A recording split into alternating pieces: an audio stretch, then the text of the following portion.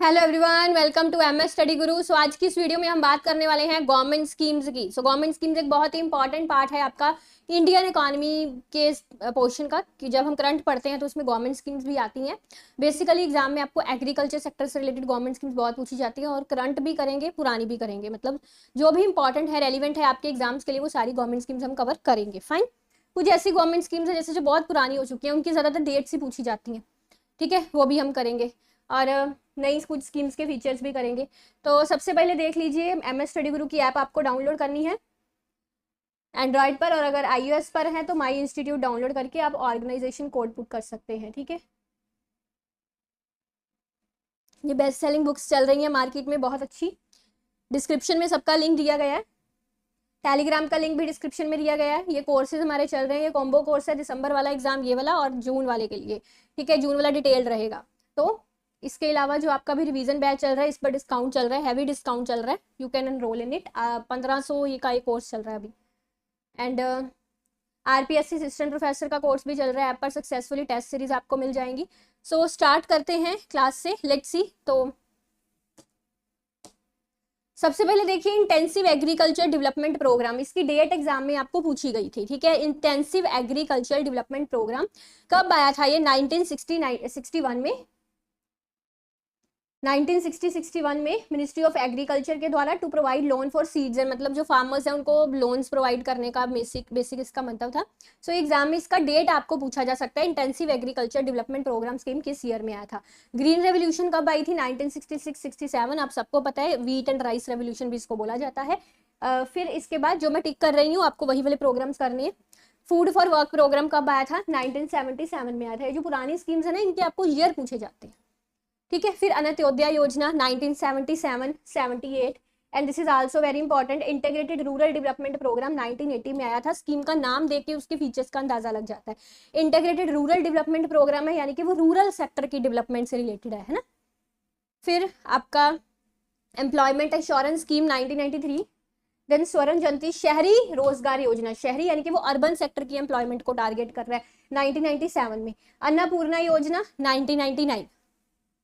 Then स्वर्ण जयंती ग्राम स्व रोजगार योजना, ये रूरल स्व रोजगार यानी कि self employment.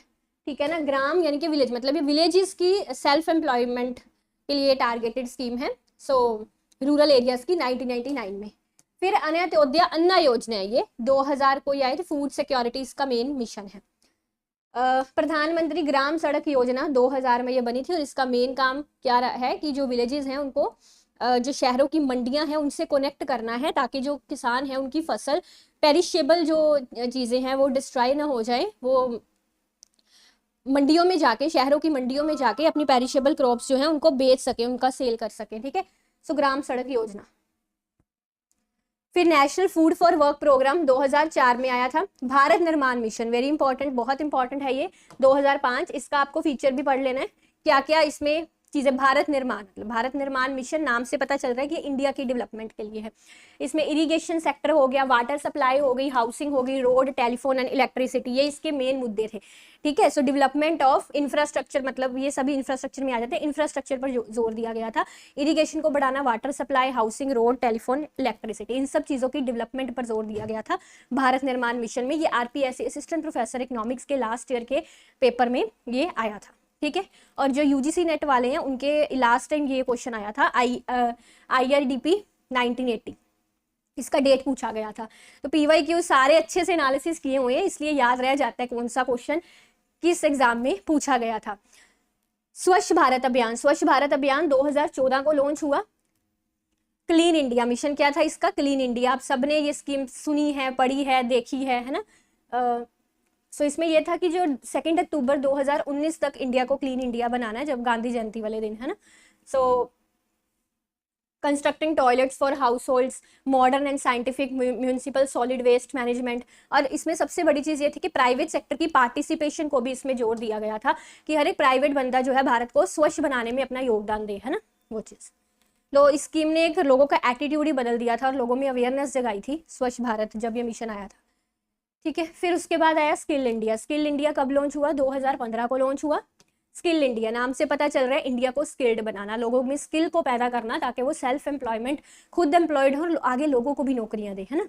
So skill India, इसमें वो एक स्लोगन भी है, कुशल भारत कौशल भारत, है ना।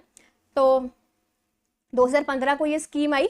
इट इंक्लूड्स वेरियस इनिशिएटिव्स, इसमें काफ़ी सारे इनिशिएटिव्स आते हैं जैसे कि national skill development mission, national policy on skill development, entrepreneurship 2015, प्रधानमंत्री कौशल विकास योजना इसी को बोला जाता है, ठीक है। सो ये चीज़, फिर मेक इन इंडिया प्रोग्राम, ये हमने अपना इंडस्ट्रियल सेक्टर वाली जो क्लास थी उसमें भी पढ़ा था, 2014 में लॉन्च हुआ था, उसमें काफ़ी डिटेल में हमने पढ़ा था। इंडिया को मैन्युफैक्चरिंग हब बनाना इसका मेन मकसद है।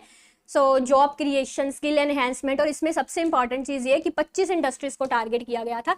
मैन्युफैक्चरिंग सेक्टर को बेसिकली मजबूत बनाने के लिए मेक इन इंडिया बना था कि इंडिया में प्रोडक्ट बनाए जाए, हमको सेल्फ रिलायंट हम बने, दूसरे देशों पर निर्भर न रहना पड़े, इंडिया में मैन्युफैक्चरिंग बढ़े और हमारे प्रोडक्ट्स विदेशों में एक्सपोर्ट भी हों। और इसमें 25 सेक्टर्स पर जोर दिया गया था कि इन 25 सेक्टर्स में एम्प्लॉयमेंट को बढ़ाना है, ठीक है। तो इसमें मैंने आपको एक वो भी पढ़ाया था ना, जीरो इफेक्ट जीरो डिफेक्ट वाली बात, जीरो इफेक्ट जीरो डिफेक्ट की जो इंडिया के प्रोडक्ट है उनमें कोई भी डिफेक्ट ना हो ताकि वो फॉरेन प्रोडक्ट्स का मुकाबला कर सके। जीरो इफेक्ट की उसका एनवायरनमेंट पे नेगेटिव इंपैक्ट कम से कम हो, वही चीज़ यहाँ पे लिखी है, high quality products and minimising the impact on environment, ठीक है। फिर आगे आगे डिजिटल इंडिया 2015 में आया, ट्रांसफॉर्म इंडियाज इकोनॉमी, इंडिया को डिजिटलाइज्ड बनाना इसका मेन मकसद है। इसमें high speed internet facilities provide की गई, ये देखिए ब्रॉडबैंड फैसिलिटीज प्रोवाइड की गई, Bharat broadband network through optic, यहाँ पे एक प्रोजेक्ट आया था national optical fibre network project. तो ये आपका वैसे इंडियन इकोनॉमी से इतना खास रिलेटेड नहीं है, बट फिर भी आपको पता होना चाहिए, थोड़ा करंट में स्कीम आती है और काफ़ी जब स्कीम आई थी डिजिटल इंडिया न्यूज़ में भी रही थी। फिर Pradhan Mantri Jan Dhan Yojana, very very important scheme, Jan Dhan Yojana 2014 को लॉन्च हुई to give financial services to weaker section of the society. तो इसमें जीरो बैलेंस पर हम लोग अपना अकाउंट खुला सकते हैं। फाइनेंशियल इंक्लूजन का ये एक मेन मिशन था कि फाइनेंशियल इंक्लूजन यानी कि हर एक बंदा जो है वो फाइनेंशियली इंक्लूड यानी कि फाइनेंशियली एम्पावर्ड बन सके, हर एक बंदे के अकाउंट्स हो बैंक में, कैसे जो है फाइनेंशियली डील करना है, अकाउंट खुलवाना है, पैसे निकले, मतलब इन सब चीज़ों की जानकारी हर एक इंडिविजुअल को होनी चाहिए। वो डाउन प्रूडेंट है, वीकर सेक्शन से बिलोंग करता है, हर एक बंदे का एक्टिवली रोल होना चाहिए, ठीक है, फाइनेंशियल सेक्टर में भी हमारे।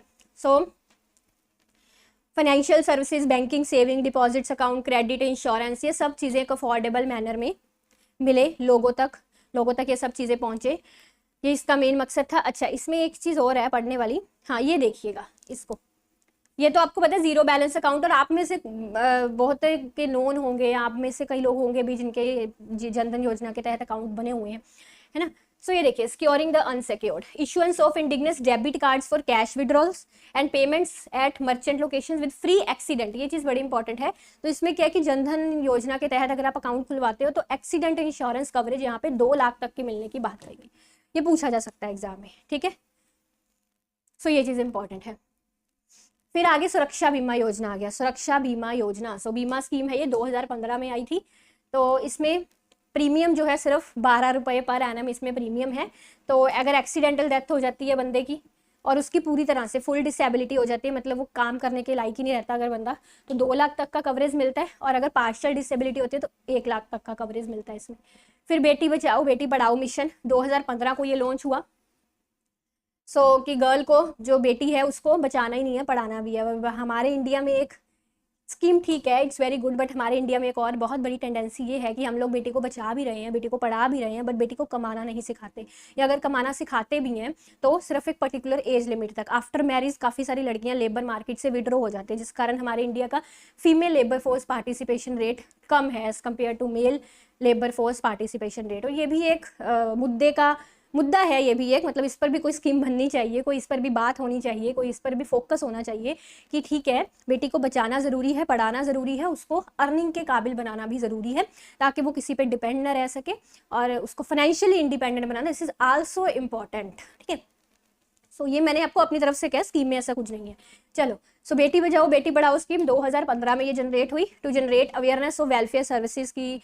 इसमें अब यही है कि जो हरियाणा का बेसिकली जो सेक्स रेशो, मैंने आपको करंट अफेयर्स वाले सेशन में सारा ये पढ़ाया, चाइल्ड सेक्स रेशो कौन सी स्टेट में कितना है, सेक्स रेशो कौन सी स्टेट में कितना है, चाइल्ड सेक्स रेशो कम हो रहा था, दैट्स द रीज़न कि ये स्कीम बनाई गई कि लड़कियां को बचाओ, ठीक है, और उनको एम्पावर्ड भी करो, उनको पढ़ाओ भी, ठीक है ना।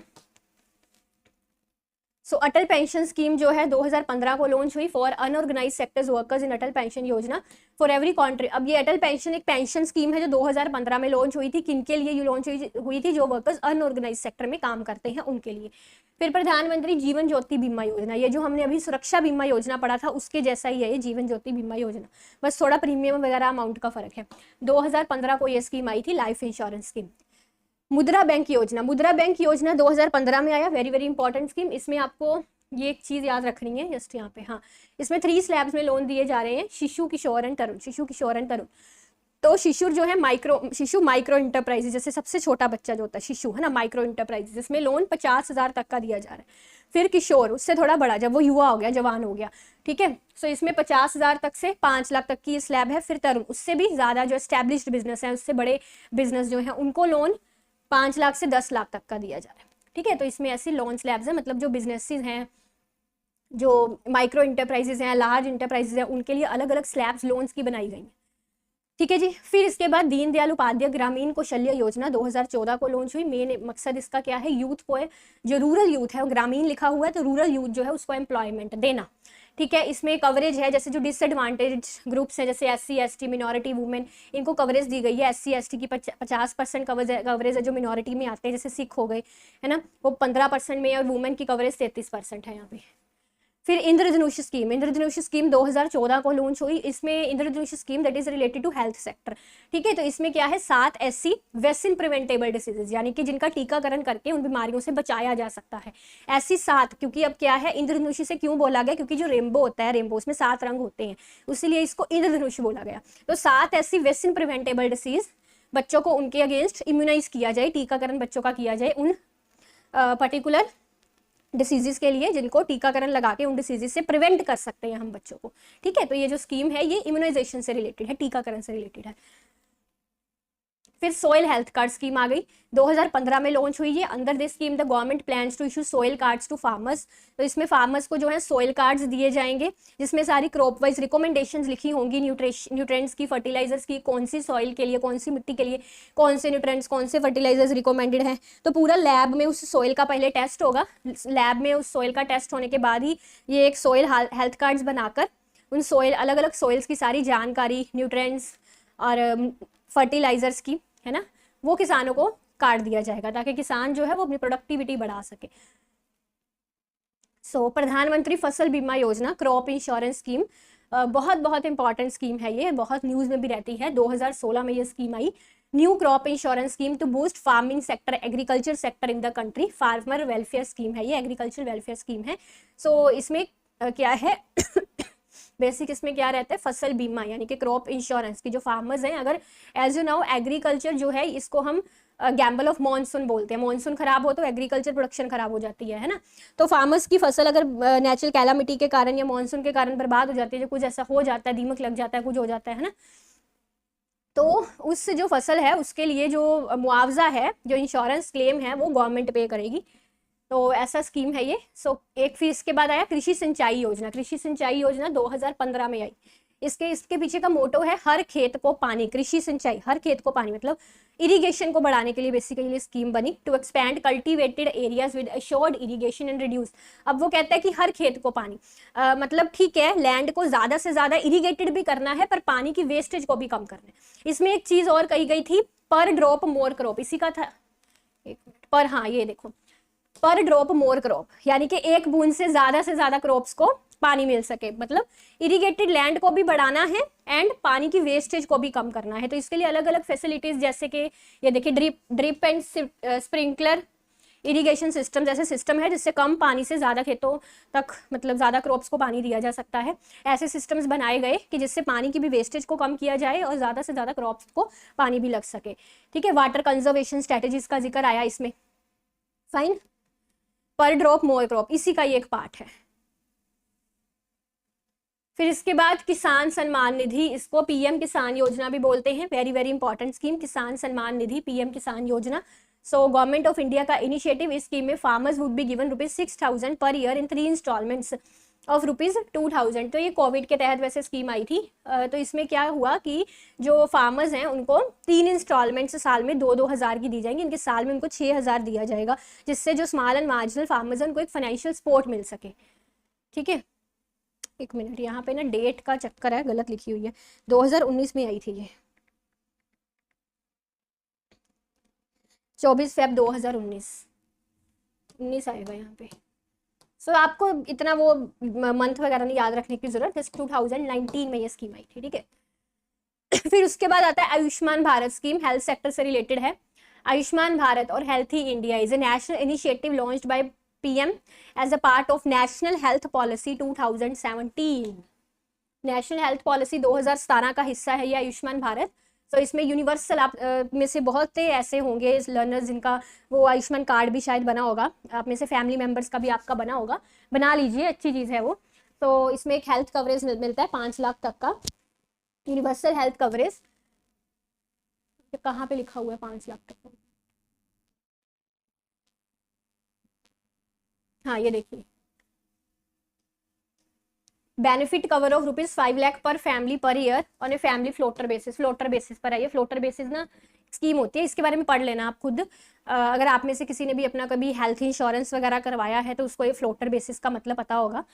तो 5 लाख तक पर फैमिली पर ईयर तक का ये आपको कवरेज मिलता है। अगर आपका आयुष्मान कार्ड बना हो ना तो आप किसी हॉस्पिटल में, कई हॉस्पिटल्स एक्सेप्ट कर लेते हैं, कई नहीं करते, कहते हैं कि ये गवर्नमेंट कार्ड है ना। तो ज़्यादातर जो गवर्नमेंट हॉस्पिटल्स होते हैं वो तो कर लेते हैं एक्सेप्ट। तो वो आप कार्ड दिखाओगे और आपका 5 लाख तक का जो भी कोई बीमारी का इलाज होना या हॉस्पिटलाइजेशन को जो भी है वो फ्री में हो जाता है।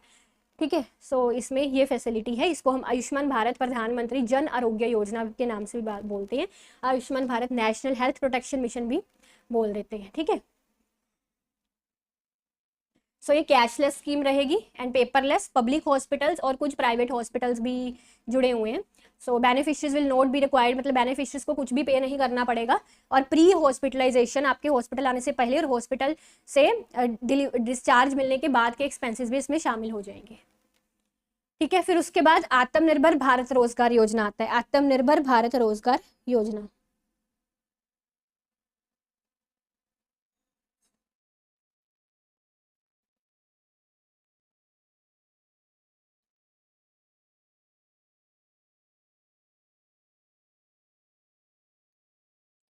So Atmanirbhar Bharat Rozgar Yojana is being launched to boost employment in formal sector and incentivize creation of new employment opportunities। तो बेसिकली आत्मनिर्भर भारत रोजगार योजना एम्प्लॉयमेंट स्कीम है और इसमें एक बहुत ही फेमस कोविड के दौरान इसका 3rd पैकेज आया था, आत्मनिर्भर भारत पाके पैकेज 3। इसकी 1-2 चीज़ें आपको पढ़ने के लिए बहुत इंपॉर्टेंट है। वो क्या, आई विल शो यू। ये चीज़ पढ़ना नीचे, ये government of India will provide subsidy for 2 years in respect of, ये एग्जाम में क्वेश्चन आया था 2020-21 के एग्जाम में ये आया था आपको। Will provide subsidy for 2 years in respect of new employees engaged on और after 1 October 2020 and up to 30 June 2021। तो इसमें क्या है, एक मिनट, ये सब्सिडी कि गवर्नमेंट जो है वो एम्प्लॉयज कॉन्ट्रीब्यूशन का 12% पे करेगी एंड एम्प्लॉयर्स कॉन्ट्रीब्यूशन का भी 12%। आपने कभी ईपीएफ सुना होगा, एम्प्लॉयज प्रोविडेंट फंड, बेसिकली इसी सब्सिडी की बात की है स्कीम में। तो जो गवर्नमेंट है यहाँ पे 2 साल के लिए 24% टोटल जितनी उनकी तनख्वाह है वर्कर्स की, उसका 24% एज ए ईपीएफओ एम्प्लॉयज को पे किया जाएगा। ठीक है, जिसमें 12% कॉन्ट्रीब्यूशन जो है एम्प्लॉयज़ का और 12% कॉन्ट्रीब्यूशन मतलब एम्प्लॉयर्स की तरफ से। अगर आप में से कोई किसी का भी फैमिली मेंबर किसी प्राइवेट कंपनी वगैरह में काम करता है, उसे पता होगा ईपीएफओ मिलता होगा उसे, एम्प्लॉय प्रोविडेंट फंड करके, यही वो सिस्टम है। तो मतलब ईपीएफ के नाम पे यहाँ पे सब्सिडी दी जाएगी 2 साल के लिए एम्प्लॉयज़ को। ठीक है, ऐसी एस्टैब्लिशमेंट्स को जिन एस्टैब्लिशमेंट्स में 1000 से ऊपर एम्प्लॉयज है, उन्हीं एस्टैब्लिशमेंट्स को ये फैसिलिटी दी जाएगी। और एक और कंडीशन है, जो वर्कर्स 1 October 2020 एंड 30 June 2021 के बीच में एम्प्लॉय हुए हैं, मतलब दाखिल हुए हैं, है ना, हायर्ड हुए हैं, उनको ही ये फैसिलिटी मिलेगी। कोविड के दौरान ये इसमें 3rd पैकेज आया था, इसमें ये चीज़ कही गई थी। ठीक है,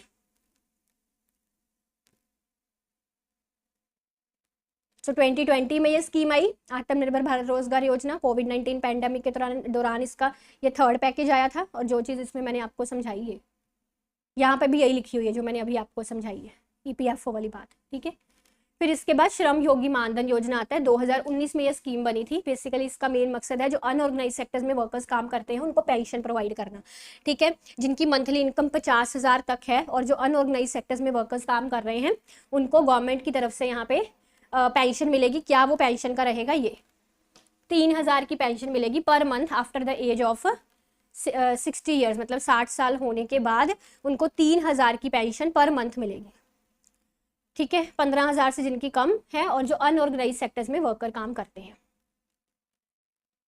और ये भी है इसमें कि वो जो पर्टिकुलर वर्कर्स हैं वो इनमें से किसी और स्कीम में कवर नहीं होने चाहिए, क्योंकि फिर वो दो तरफा फायदा नहीं ना मिल सकता। सरकार एक ही स्कीम के द्वारा बेनिफिट देती है, वो new pension scheme, employ state insurance या इन किसी स्कीम्स में वो ऑलरेडी रजिस्टर्ड नहीं होने चाहिए, तभी उनको इस स्कीम का फायदा मिलेगा, ठीक है।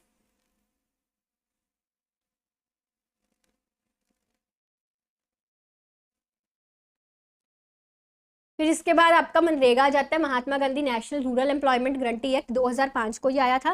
क्या इसका मकसद था, providing not less than 100 days of unskilled manual work. जो मैनुअल वर्क होता है, जैसे कोई कंस्ट्रक्शन वगैरह का आप देखते हैं, कहीं काम चल रहा होता है, वो मनरेगा की स्कीम के तहत ही वर्कर्स काम कर रहे होते हैं ज़्यादातर केसेस में। तो 100 days of unskilled manual labour work मिलेगा यहाँ पे। 100 साल की मतलब पर ईयर में ग्रंटेड एम्प्लॉयमेंट मिलेगी अनस्किल्ड वर्क की, ठीक है। सो इसमें एक चीज और है पढ़ने वाली, ये इसमें 1/3 बेनिफिशरीज जो है वो वुमेन को कहा गया, at least 1/3 beneficiaries shall be women, ठीक है। फिर उसके बाद सुकन्या योजना, सुकन्या समृद्धि योजना, आपने बहुत सुना होगा इसके बारे में। 2015 सिंगल गर्ल चाइल्ड से ये रिलेटेड स्कीम है। तो इसमें क्या है कि अगर किसी पेरेंट्स का गर्ल चाइल्ड है तो वो क्या कर सकते हैं, उसके नाम पर एक सेविंग अकाउंट खुलवा सकते हैं और इसमें कुछ टर्म्स रहती है कि इतना इतना पैसा आपको हर साल उसमें डालना है।